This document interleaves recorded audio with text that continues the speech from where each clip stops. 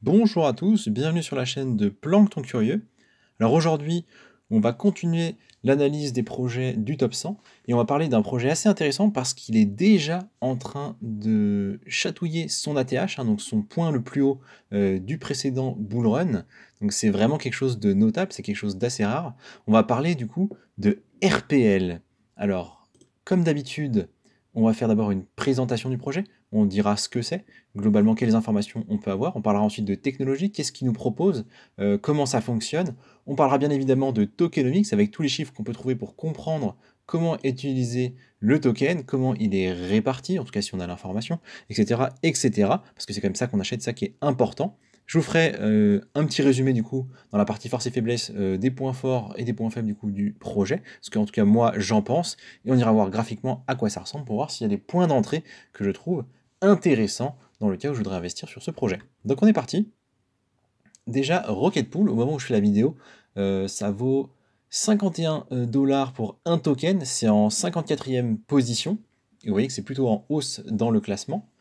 Sur l'année, ça fait x2, et sur le mois, 40%. Donc là, on n'a pas l'impression que c'est si impressionnant que ça, mais on verra qu'en fait, oui, ça vient d'assez loin. D'ailleurs, vous pouvez le voir, la valeur la plus basse sur l'année, c'est autour de 8 dollars, et là, on est à 52. Vous voyez déjà, le multiplicateur est assez important. Au niveau du coup du projet en lui-même, on est sur une solution de liquid stacking sur ETH. Qu'est-ce que ça veut dire? Pour être quelqu'un qui est validateur, donc pour stacker en fait ces tokens sur ETH, il y a un certain nombre de contraintes, et notamment, il faut 32 Ethers. Donc 32 Ethers, ça coûte extrêmement cher. C'est autour de 50 000 dollars actuellement. Donc c'est accessible au final à assez peu de personnes. Or, il y a quand même des gens qui ont des Ethers, qui veulent les garder sur assez longtemps, et qui voudraient profiter de ce stacking tout simplement pour avoir une petite rémunération sur les Ethers. Comment faire? Eh bien, on passe par ce genre de solution, donc par exemple Rocket Pool, où on peut du coup, d'une certaine façon, stacker ses Ethers. On ira voir ça dans la partie technologie. Donc ça existe depuis 2016, en tout cas le projet est pensé depuis 2016. Il y a eu, on a commencé à entendre parler autour de 2017, et il est listé depuis 2020, en tout cas sur CoinMarketCap, et le mainnet fonctionne depuis un peu plus d'un an, il fonctionne depuis fin 2021, ce qui d'ailleurs va correspondre à son ATH, mais on ira voir ça graphiquement après. Au niveau des informations globales de l'ICO, etc., il n'y a pas grand-chose. Tout ce que j'ai vu, c'est qu'il y a eu a priori un cours d'ICO à 0,93 dollars, mais, eh bien écoutez, je ne sais pas combien ils ont levé, ou s'ils ont levé quelque chose, parce que l'information n'a pas été trouvée tout simplement. J'ai pas non plus trouvé l'information de la répartition, on a des soucis au niveau de la gestion en fait des informations au niveau de la tokenomics, donc j'ai pas pu trouver l'information. Le white paper n'étant pas accessible, donc je ne sais pas comment ils ont géré ça, combien la team a géré, a gardé, donc je ne peux pas vous dire combien tout simplement ça leur a permis de récupérer. Bon, évidemment, pour savoir s'il y a des adresses majeures ou pas, on a trouvé des solutions alternatives, mais on ira voir tout ça dans la partie tokenomique. Donc on poursuit, et on va parler maintenant du projet d'un point de vue technologique. Qu'est-ce qu'il nous propose? Donc déjà, il faut noter que c'est développé sur Ethereum, bien évidemment, qui était d'abord en Proof of Work, donc on avait du mining tout simplement comme sur Bitcoin, et on est passé en Proof of Stake depuis septembre, depuis la mise à jour de septembre, et donc là on fonctionne avec un système de nœuds et de validateurs. Notez que, alors, le projet serait également compatible avec Casper. À vérifier, j'ai trouvé une seule source qui donnait cette information-là, donc j'ai pas pu confirmer l'information, mais a priori, ce serait pas impossible. Donc comme je le disais, le problème, c'est qu'il faut stacker 32 Ethereum, ce qui coûte, comme je le disais, 50 000 dollars environ, pour faire du stacking. Et ça, c'est un petit peu embêtant, ça coûte trop cher. Donc il nous propose en fait une alternative avec du coup moins de TH pour stacker. Donc là, déjà, on peut stacker, enfin, on peut créer un nœud avec 16 ETH, et surtout, on peut proposer à certaines personnes qui voudraient faire du stacking de le faire pour eux. Alors comment est-ce que ça fonctionne? Eh bien tout simplement, regardez le graphique sur la gauche qui vient du médium de Rocket Pool, et il nous explique un petit peu comment ça fonctionne. Donc je peux créer un nœud si j'ai 16 ETH. Les gens qui voudraient en fait stacker dans mon pool, eh bien ils vont me confier leurs Ethereum. Moi je vais leur donner en échange des RETH. Donc en fait c'est un token synthétique, un peu, on peut dire, un simili d'ETH, qui n'est pas un vrai ETH, mais qui va être échangeable pour un ETH plus tard. Et donc, en échange de cette RETH, ils vont recevoir du coup des récompenses au fil du temps sur moi, en fait, les tokens que je vais stacker. Donc, voilà comment ça fonctionne tout simplement. Je stack pour les autres et je leur donne une part des récompenses. Maintenant, qu'est-ce qui, moi, va me motiver à faire ça? Tout simplement, je vais avoir plus de récompenses que eux, je vais avoir une plus grosse part des récompenses, et en plus, je vais gagner des RPL, donc du coup le token de Rocket Pool, parce que vous aurez remarqué que jusqu'à maintenant, on a parlé de RETH, donc qui permet de faire fonctionner le stacking, mais on n'a pas parlé du token de Rocket Pool, qui est le RPL du coup, et donc ce token-là, je vais en gagner. Et donc vous avez à peu près l'idée du coup du fonctionnement. On parlera ensuite de comment, en fait, à quoi ça sert, hein, pourquoi est-ce que je veux du RPL, mais déjà, ce qu'il faut comprendre, c'est que du coup, en faisant ça, je vais permettre une plus grande décentralisation du réseau Ethereum, parce qu'il va y avoir plus de gens qui vont pouvoir faire du stacking, donc ça a quand même cet attrait-là, qui est quand même important, qui est favorable, donc on est quand même sur un projet qui est positif pour le projet Ethereum, donc je trouve que c'est quand même une très bonne chose, hein. Bon, c'est pas le seul, mais on en parlera après.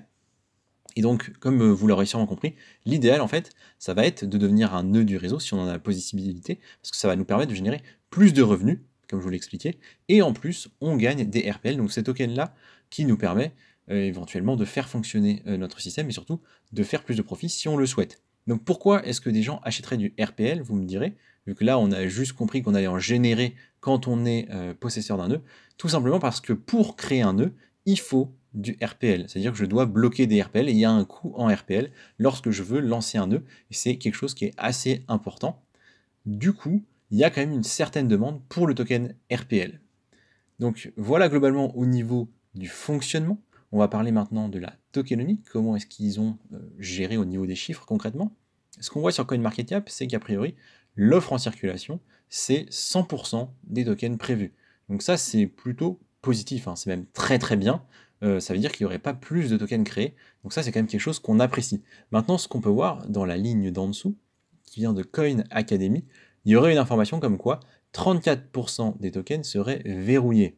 Et alors là, c'est un peu curieux. C'est-à-dire que c'est un peu différent de ce qu'on voit sur CoinMarketCap. CoinMarketCap nous dit tout a été libéré, l'offre en circulation est totale, et là on nous dit il y a 34% à libérer. Donc, qu'est-ce que je dois croire? Écoutez, j'en sais rien. Parce qu'on nous dit également que là, il y aurait du coup un nombre de jetons max de 30 millions de tokens. Bon, bah, honnêtement, je ne sais pas quelle est la réponse. On dit aussi qu'il y a un unlock quotidien de 157 000 dollars, du coup, par jour. Un peu curieux. Donc là, je vous avoue, entre les deux, je ne sais pas qui croire. En général, on va avoir tendance à croire CoinMarketCap parce que c'est eux qui centralisent le plus d'informations, mais c'est pas certain. Des fois, ils sont pas à jour. Vu qu'on n'a pas de tokenomique officielle du projet RPL, si vous en avez une, tant mieux, hein, mais moi, quand j'essaie d'accéder au white paper, j'ai un message d'erreur, donc je n'ai pas accès à la tokenomique réelle du projet. Je suis dans cette situation-là, du coup, avec un point d'interrogation. Qu'en est-il? Donc si vous avez des informations, c'est intéressant. On va quand même poursuivre, et on voit notamment au niveau de la TVL de RPL, elle est de 1 milliard, donc ça c'est intéressant, mais surtout, on voit qu'elle est extrêmement croissante. On voit, si vous voyez, juste avant 2022, donc effectivement le projet n'était pas sorti, il est sorti en novembre, en décembre 2021, on était donc à 0, vous voyez que la TVL est uniquement croissante, donc on a vraiment une belle hausse de la TVL, donc la TVL je rappelle c'est la Total Value Lock, hein, c'est le nombre de tokens RPL qui sont bloqués, donc bloqués je rappelle, c'est nécessaire quand on est quelqu'un qui possède un nœud de bloquer ce nombre de tokens, donc qu'est-ce que ça veut dire? Que de plus en plus de personnes achète ce token-là et le bloque. Et donc c'est quand même une très bonne chose, parce que du coup, on a de plus en plus de monde qui le lock, ce token-là, et donc si on a effectivement une offre max qui est capée, ça veut dire que potentiellement, nos tokens peuvent prendre en valeur si on continue sur cette tendance-là. Donc c'est quand même très positif, et ça c'est un très bon point, une bonne raison pour un investisseur de vouloir acheter ce token-là. Alors à quoi il sert ce token du coup? Vous l'avez compris, il permet de créer des nœuds, très bien. Il permet aussi d'avoir des avantages, c'est-à-dire ce dont on n'a pas parlé, quand vous faites des demandes de stacking, il y a un coût. C'est-à-dire que la plateforme va prendre des frais, tout simplement, de l'ordre de, je crois, 80%, 80%, pas du tout, 0,8%. Alors c'est variable, hein. Plus il y a de monde, plus les frais sont élevés, moins il y a de monde, moins les frais sont élevés, pour du coup attirer du monde. Mais vous avez à peu près l'ordre d'idée, hein. On est un peu en dessous du pourcent, de 1%. Et donc, quand vous avez du coup des tokens RPL et que vous êtes un nœud, vous n'avez plus besoin de payer. Donc vous avez cet avantage-là, et c'est quand même pas négligeable, parce qu'on ne parle pas de rémunération énorme, on parle de rémunérations qui sont de l'ordre de 4%, 5%, 6%. Donc si vous perdez 1% direct en frais, bah, c'est tout de suite votre avantage de stacking, votre rémunération, qui en pâtit. Donc vous voyez, il y a quand même un gros avantage à essayer d'aller chercher cette création de nœuds. Bien évidemment, ces ETH, ça reste extrêmement cher, hein, donc tout le monde ne peut pas le faire. Mais voilà, vous voyez l'intérêt que ça peut mener. Et évidemment, le point supplémentaire, c'est la gouvernance. C'est-à-dire qu'il y a une DAO, du coup une organisation décentralisée qui permet, du coup, avec des tokens, de décider de comment va être orienté le protocole. Par exemple, on peut décider par des votes quels vont être les pourcentages de rémunération, combien de tokens est-ce qu'il faut pour stacker, etc., etc. Donc c'est super important, quand on est impliqué dedans, de pouvoir en fait participer à cette DAO. Donc il y a encore plus de raisons d'avoir des tokens. Donc a priori, tant que Ethereum va bien se porter, c'est le genre de projet qui devrait bien marcher, et je pense que c'est pertinent de se poser la question. Et voilà, du coup, vous avez déjà plus ou moins mon avis dessus. Je vous montre juste, avant de passer à ma conclusion, les différentes adresses les plus importantes en tout cas. Donc là, vous voyez les 11 adresses les plus importantes. On voit que les deux premières qui concentrent effectivement beaucoup de tokens, 43 et 17 respectivement, donc 60% des tokens, même un petit peu plus à vrai dire, sont dénominés Rocket Pool. Donc a priori, c'est pas inquiétant, mais ça irait plutôt dans le sens de on a des tokens loqués. Donc voilà. J'aurais plutôt tendance à penser ça du coup, mais on peut supposer aussi qu'une partie est à la fondation, une autre partie peut-être au projet, etc., etc. Comme je vous ai dit, on n'a pas la répartition graphique, donc on ne sait pas exactement ce qui se passe, mais voilà, avec cette information-là, on commence à avoir une idée d'où sont les tokens et de qu'est-ce qui se passe. La seule information qui devrait, je pense, nous intéresser, c'est la ligne numéro 3. Vous le voyez, ils ont 2,78% des tokens. En soi, c'est pas choquant, c'est un joli morceau, mais c'est pas choquant, il y a d'autres adresses qui en ont aussi. Le truc, c'est qu'en faisant quelques recherches, notamment sur un site qui agrège les adresses de cette façon-là, enfin les adresses de façon visuelle, qui s'appelle, c'est pas CryptoBubble, c'est... Je vous mettrai le lien en description, j'ai oublié le nom, mais ça marche avec Bubble également. Vous pouvez savoir en fait quelles adresses communiquent avec quelles autres adresses, et en fait j'ai appris en faisant des recherches que cette adresse-là, donc la numéro 3, la 0x57, etc., en fait, est liée à d'autres adresses, et dans l'ensemble, ça fait un cluster qui tourne à 6,3%, donc il y a quand même un petit conglomérat, peut-être que c'est une seule personne qui a plusieurs adresses, qui possède plus de 6% de la supply, donc là, il faut quand même savoir ça. C'est pas forcément grave, c'est pas forcément dramatique, mais on parle d'une adresse privée qui possède 6% de la supply, donc il y a quand même un poids important, et notamment au niveau de la gouvernance. Maintenant, nous, ce qui va nous intéresser, c'est pas tellement la gouvernance, c'est est-ce que le token va pump, parce que en fait, on veut investir, et donc on veut prendre des bénéfices. Et pour ça, du coup, je vous propose de vous délivrer ma conclusion.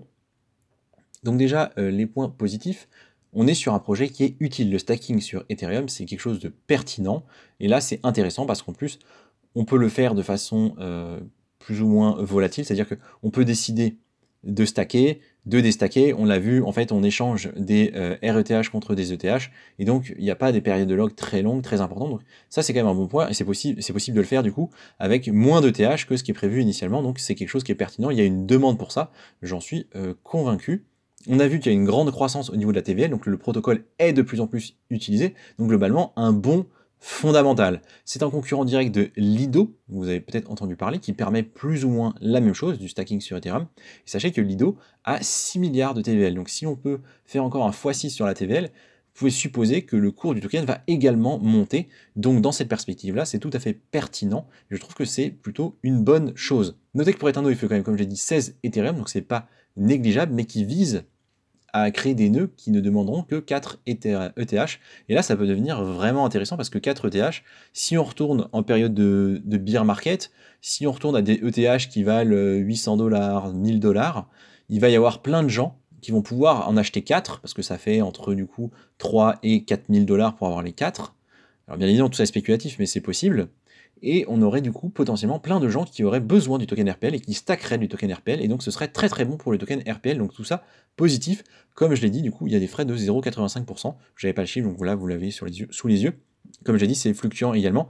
Et donc ça, c'est dans les points entre guillemets négatifs, mais qui font que c'est intéressant du coup d'acheter du token RPL, parce que du coup, en devenant quelqu'un qui gère le nœud, eh vous avez plus ces frais-là.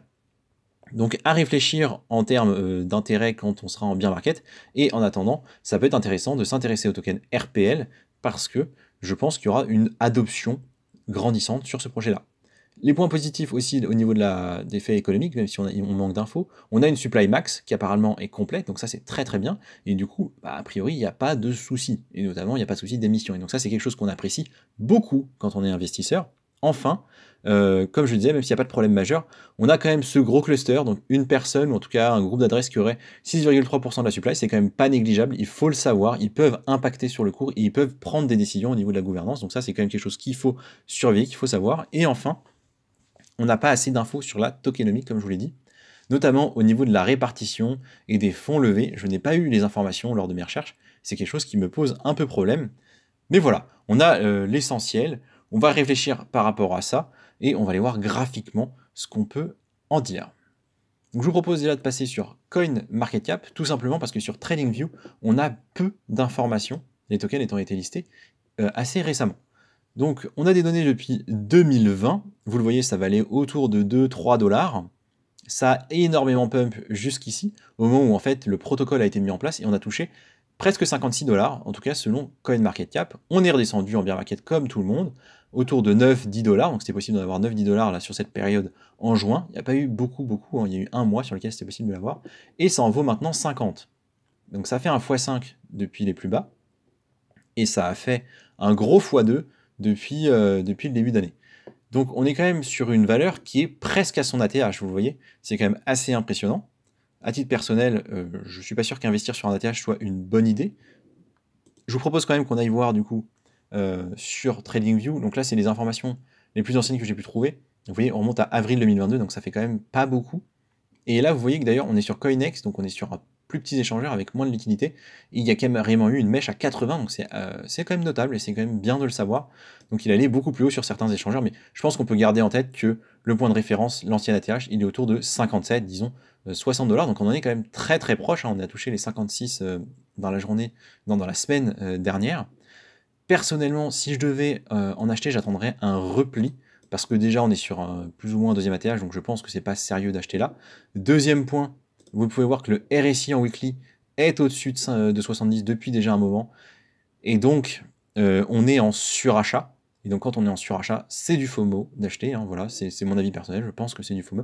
Donc, il faut attendre. En tout cas, c'est mon point de vue. Peut-être que ça va pump plus, j'en sais rien. Mais moi, personnellement, je vais attendre. Et je vais au moins attendre cette zone verte là que vous voyez en dessous des 40, plutôt autour de 38, voire même 34 dollars. Globalement, c'est ça que je ferais. Il n'y a pas grand-chose de plus à analyser parce qu'en fait, on a très très peu de données. On peut aller voir en daily éventuellement les moyennes mobiles, mais on aura encore une fois sûrement pas grand-chose.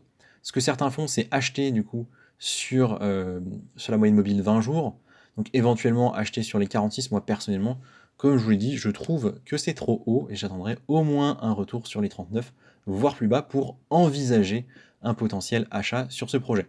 En tout cas, il me semble que le fondamental est bon, que c'est pertinent de s'intéresser à ce projet parce que je pense que Ethereum a encore de très très beaux jours devant lui et que du coup le stacking est totalement pertinent. Voilà, merci de m'avoir écouté et je vous dis à la prochaine.